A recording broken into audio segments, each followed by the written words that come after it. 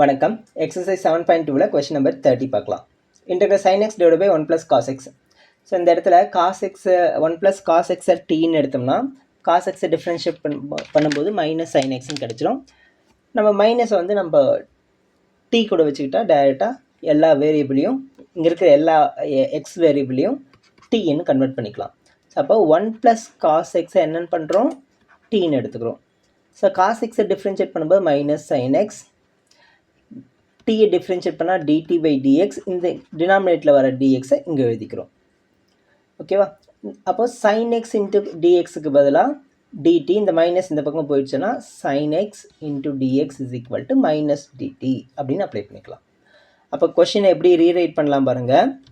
Integral sin xக்கு பதிலாக sin x into dxக்கு பதிலாக minus dt divided by 1 plus cos xக்கு பதிலாக t equals integral 1 by t dt equals minus 1 by t integrate பண்ணா log t plus c equals minus log modulus of t ஓட value 1 plus cos x plus c. சரி, இங்கே இந்த minus ஒன்று இங்கே numerator கொண்டு போய் பவரில் கொண்டு போயிடலாம். log modulus of 1 plus cos x whole power minus 1 plus c.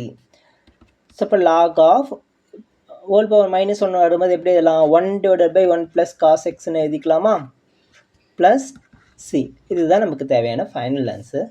Thank you.